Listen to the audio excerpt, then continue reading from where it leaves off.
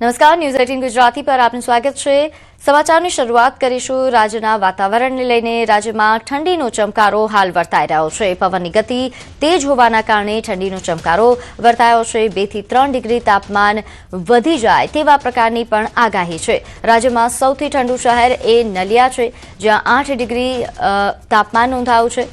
तो अमदावाद में 14 डिग्री तापमान, वडोदरा में 14.2 डिग्री तापमान और सूरत में 15.6 डिग्री तापमान नोंधाયું છે। ત્યારે हाल तो राज्यभर में ठंडीनो चमकारो नोंधाई રહ્યો છે, परंतु आगामी दिवसों में तापमान વધે અને ઠંડીનું જોર ઘટે તેવા પ્રકારની શક્યતા। ત્યારે हाल વધુ વિગત સાથે મારી સાથે સંવાદદાતા વિભુ લાઈવ જોડાઈ ગયા છે। વિભુ, રાજ્યમાં हाल ठंडीનો ચમકારો છે, રાજ્યભરમાં તાપમાનની જે પરિસ્થિતિ છે તેને વિગતવાર જણાવશો અને આગામી સમયમાં કેવું રહેશે તાપમાન?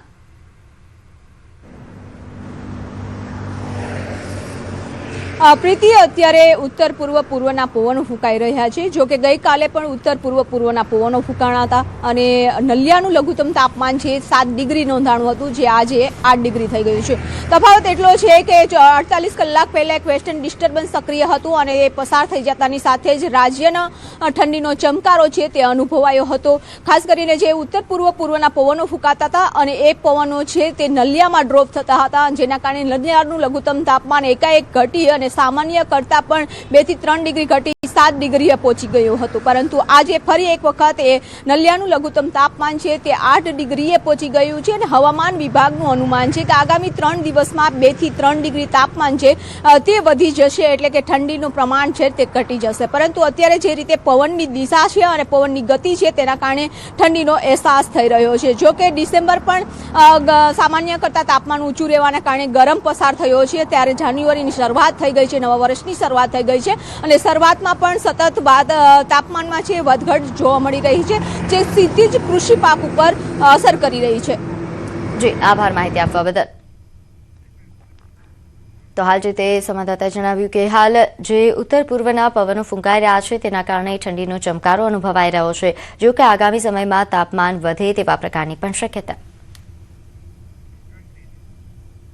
तो जम्मू काश्मीर डोडा जिला में सीजन की प्रथम बरफवर्षा थई। डोडा जिला में हिमाचल प्रदेश की सरहदे आवेला डोडा और किश्तवाड़ ऊंचा विस्तारों में मोसमनी पहली ताजी हिमवर्षा थई, जेनाथी लांबा दुष्काळ पछी खूब ज जरूरी राहत मळी छे। हवामान में अचानक थयेला फेरफारथी समग्र प्रदेश ए सुंदर सफेद लैंडस्केप में परिवर्तित थई गयो छे। स्थानिक लोको खास करीने खेडूतो हिमवर्षानी उजवणी करी रह्या छे, कारण के तेनाथी जमीन में भेज वधवानी अने पाणीना स्त्रोतोने रिचार्ज करवानी अने आगामी खेतीनी मोसमने फायदो थशे तेवी शक्यता छे। लोकोए महीनाओना दुष्काळ पछी आ हिमवर्षाने कुदरतनी नवा वर्षनी भेट गणावी। खिताई चुनाव में बिलाखिरकार 2 महीने की मुसलसल ड्राई स्पेल के बाद जो है 1 जनवरी 2026 को जो है एक बारिश और बर्फ ने दस्तक दी है। यानी बालाई इलाकों में बर्फ और मैदानी इलाकों में जो है बारिश आई है। यानी एक लॉन्ग ड्राई स्पेल यानी 2 या 3 महीने का जो है खत्म हुआ है।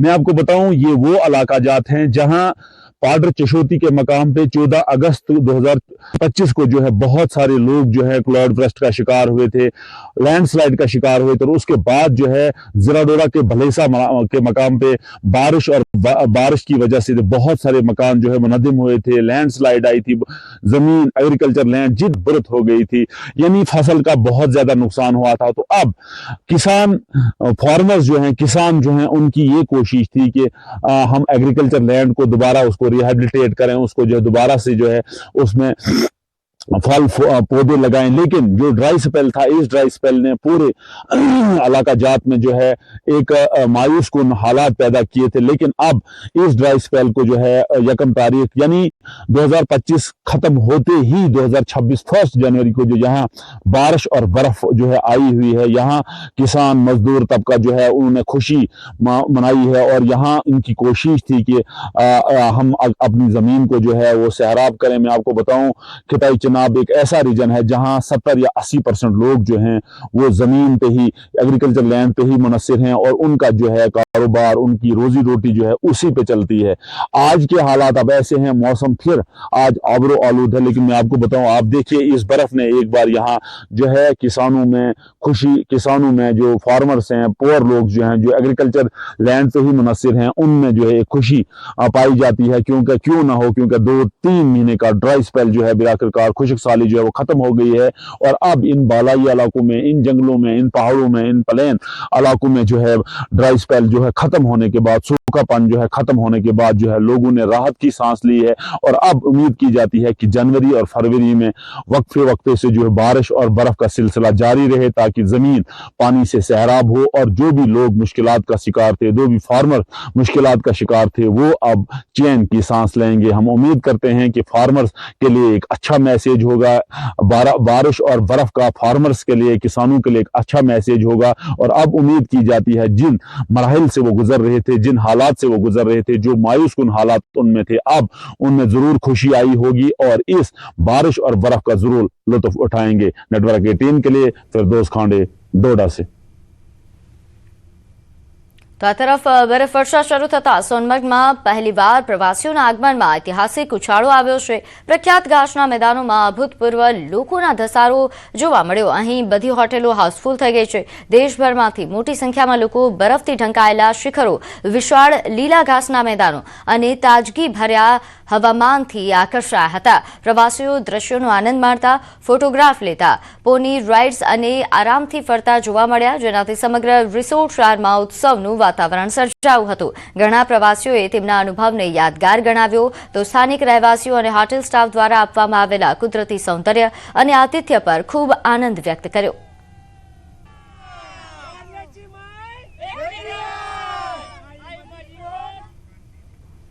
તો રાજસ્થાનનું હિલ સ્ટેશન માઉન્ટ આબુ કે જ્યાં કાશ્મીરના ગુલમર્ગ જેવું વાતાવરણ જોવા મળ્યું। અહીં સતત 2 દિવસથી પડેલા વરસાદ બાદ ભારે ઠંડી પડી છે, જેના કારણે હોટેલોના બહાર રાખેલા ફર્નિચર પર બરફની ચાદર જામી ગઈ તો નક્કી તળાવની દિવાલો પર પણ બરફની પરત જોવા મળી। તાપમાનમાં અચાનક ઘટાડો નોંધાયો છે। ગુરુ શિખર પર રાત્રે -4 ડિગ્રી તાપમાન નોંધાયું। કડકડતી ઠંડીના કારણે વિઝિબિલિટી પણ ઓછી થઈ ગઈ, છતાં પ્રવાસીઓ ઠંડીનો આનંદ માણવા માટે આબુ પહોંચી રહ્યા છે। તો આ દ્રશ્યો છે માઉન્ટ આબુના કે જ્યાં હાલ બરફની ચાદર છવાઈ હોય તેવા પ્રકારના દ્રશ્યો। અહીં વાહનો પર બરફની પરત જોવા મળી। આ ઉપરાંત નક્કી તળાવ આસપાસ પણ જે રીતે તાપમાન ઘટ્યું તેના કારણે પ્રવાસીઓએ ઠંડીનો ચમકારાનો અનુભવ લીધો અને હાલ પ્રવાસીઓની સંખ્યા વધી રહી છે।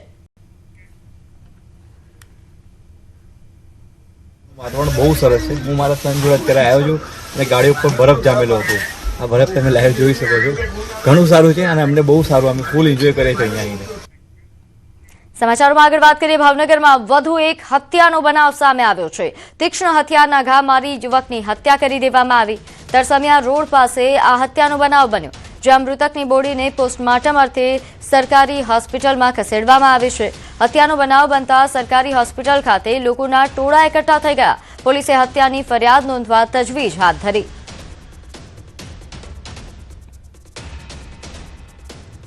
તો ભાવનગરથી આ ઘટના સામે આવી છે। તરસમિયા રોડ પાસે હત્યાનો બનાવ સામે આવ્યો છે।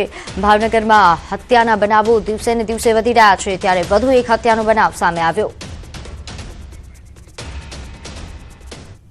તો મોરબીમાં વાહનો પર પથ્થરમારો કરાયો। રાજપર ગામ પાસે રોડ પર પથ્થરમારાની ઘટના સામે આવી। પથ્થરોના ઘાથી અનેક વાહનોને નુકસાન થયું। અજાણ્યા લોકો આ પથ્થરોના છૂટા ઘા કરી રહ્યા છે। લોકોએ પોલીસને જાણ કરી ત્યારે મોરબી તાલુકા પોલીસે ઘટના સ્થળે પહોંચી તપાસ હાથ ધરી છે। તો રાજપર ગામની આ ઘટના છે। અહીં પથ્થરોના ઘાથી અનેક વાહનોને નુકસાન થયું। અજાણ્યા લોકો દ્વારા આ રીતે પથ્થરોનો ઘા કરવામાં આવ્યા હોવાની વિગત પ્રાપ્ત થઈ રહી છે। સ્થાનિકો દ્વારા પોલીસને જાણ કરવામાં આવી ત્યારે હાલ પોલીસ ઘટના સ્થળે પહોંચી અને તેમના દ્વારા તપાસ હાથ ધરાઈ છે। કોના દ્વારા પથ્થરમારો કરવામાં આવી રહ્યો હતો અને શા કારણે આ પથ્થરમારો થયો તે દિશામાં તપાસ હાથ ધરાઈ। તો વડોદરામાં ટ્રાફિક પોલીસ પર ગંભીર આરોપ લાગ્યો છે। યુવકને ઢોર માર માર્યા હોવાનો આરોપ છે। 3 ટ્રાફિક પોલીસે યુવકને માર માર્યાનો આક્ષેપ। મોડિફાઈડ સાયલેન્સર અને નંબર પ્લેટ ન હોવાના મુદ્દે યુવકને ઢોર માર માર્યો। બાદમાં યુવાનને પોલીસ વાનમાં બેસાડીને ટ્રાફિક કચેરીએ લઈ જવાયો. ત્યાં હાજર અધિકારીએ પણ ગુપ્તાંગના ભાગે લાતો માર્યાનો પીડિતનો આક્ષેપ છે. ઇજાગ્રસ્ત યુવકને શરીરે તેમજ ગુપ્ત ભાગે ગંભીર ઇજા પહોંચી છે. ઇજાગ્રસ્ત યુવકને સારવાર અર્થે સયાજી હોસ્પિટલમાં ખસેડાયો હતો. અહીં આક્ષેપ એવો પણ છે કે યુવકની માતા સાથે પણ પોલીસ દ્વારા હાથાપાઈ કરવામાં આવી. તો અમદાવાદના કાલુપુર રેલવે સ્ટેશન પર બબાલ સર્જાઈ. રિક્ષા ચાલકો અને આરપીએફ વચ્ચે મારામારી સર્જાઈ. આરપીએફ જવાનોએ રિક્ષા ચાલકને ઢોર માર માર્યો. પેસેન્જર ભરવા બાબતે બંને પક્ષો વચ્ચે ઘર્ષણ જોવા મળ્યું હતું. પોલીસ કર્મીઓ દ્વારા રિક્ષા ચાલકો પર લાઠીચાર્જ પણ કરવામાં આવ્યો. સમગ્ર ઘટનાનો વિડીયો સોશિયલ મીડિયા પર વાયરલ થઈ રહ્યો છે. તો આ વિડીયો સામે આવ્યો છે જ્યાં મારામારીનો જે આ વિડીયો સર્જાયો હતો, જેમાં ખાસ રિક્ષા ચાલકો અને આરપીએફ વચ્ચે મારામારી થયા હોવાની વિગત મળી રહી છે. રાજ્યમાં અસામાજિક તત્વોને જાણે ખુલ્લો દોર મળી ગયો હોય તેવો ઘાટ સર્જાયો છે. ન તેમને કાયદાનો ડર છે, ન પોલીસના દંડાનો. જુઓ ત્રીજી આંખમાં કેદ થયેલો આ આતંક. રાજ્યમાં અસામાજિક તત્વો બેફામ. ન કાયદાનો ડર, ન પોલીસનો ડર, ન સીસીટીવીનો ડર. જો તમારા નામે અજાણ્યું પાર્સલ આવે તો ચેતી જજો, કેમ કે આ પાર્સલ ચોરીનું બહાનું હોઈ શકે છે. વડોદરામાં એક આવી જ ઘટના સામે આવી, જ્યાં પાર્સલ બોય બનીને આવેલા એક ગઠિયાએ વૃદ્ધને નિશાન બનાવ્યા. અકોટા વિસ્તારની રાધાકૃષ્ણ સોસાયટીમાં એક વ્યક્તિ ડિલિવરી બોયના કપડાં પહેરી એક્ટિવા પર આવ્યો. વૃદ્ધને કહ્યું, તમારું પાર્સલ છે, સહી કરી દો. જેવા જ વૃદ્ધ પાર્સલ લેવા આવ્યા કે મોકો જોઈ વૃદ્ધના ગળામાંથી ચેઇન ખેંચીને ફરાર થઈ ગયો. આ ઘટના સીસીટીવી કેમેરામાં કેદ થઈ. દ્રશ્યોમાં આરોપીને પૂરપાટ ઝડપે જતો જોઈ શકાય છે. બીજી તરફ વૃદ્ધે બૂમાબૂમ કરી તો આસપાસના લોકો એકઠા થઈ ગયા. ઘટના બાદ હાજર લોકોએ પાર્સલ ખોલ્યું તો પાર્સલમાંથી બુંદી નીકળી. દબાણની ટીમ અને સ્થાનિકો વચ્ચે ઘર્ષણ. અમદાવાદમાં દબાણની ટીમ અને સ્થાનિકો વચ્ચે ઘર્ષણ સર્જાયું. શહેરના ઠક્કર બાપાનગર વિસ્તારમાં દબાણ દૂર કરવા ગયેલી એસ્ટેટ વિભાગની ટીમ અને સ્થાનિક લારી ગલ્લાવાળાઓ વચ્ચે પહેલા બોલાચાલી થઈ. ત્યારબાદ મામલો ઉગ્ર બન્યો. સ્થિતિ એટલી વણસી કે એસ્ટેટ વિભાગની ટીમને ત્યાંથી ભાગવું પડ્યું. આ ઘટનાનો વિડીયો પણ સામે આવ્યો છે, જેમાં કેટલાક લોકોને પથ્થરમારો કરતા જોઈ શકાય છે. હાલ આ મુદ્દે વધુ તપાસ હાથ ધરાઈ છે. સુરતમાં વાહન ટોઈંગ ટીમની દાદાગીરી. સુરતમાં વાહન ટોઈંગ ટીમને જાણે કે છૂટો દોર મળી ગયો હોય તેવી સ્થિતિ સર્જાઈ છે. ટોઈંગ ટીમની દાદાગીરીનો એક વિડીયો પણ સામે આવ્યો છે. આરોપ છે કે વાહન ઉઠાવનારા વાહન ચાલકને જ ઉઠાવી ગયા. વરાછા વિસ્તારનો આ વિડીયો હોવાનો દાવો છે. આરોપ છે કે પોલીસની હાજરીમાં જ કોન્ટ્રાક્ટ પર ચાલતી ટ્રાફિક ક્રેન કર્મચારીઓએ વાહન ચાલકને માર માર્યો. વાહન ચાલકે વિડીયો બનાવતા મારામારી કરી હોવાનો દાવો છે. એટલું જ નહીં, વાહન ચાલકો વાહન ચાલકને પકડીને ક્રેનમાં બેસાડતા પણ નજરે પડે છે. આ તરફ ચોંકાવનારી વાત એ છે કે સમગ્ર ઘટના દરમિયાન ટ્રાફિક પોલીસ કર્મી મજાથી તમાશો જોતા રહ્યા. વિડીયો વાયરલ થયા બાદ ક્રેનના કર્મચારી વિરુદ્ધ કાર્યવાહીની માંગ ઉઠી છે. મનપાનું બોર્ડ નડ્યું તો ઉખેડી નાખ્યું.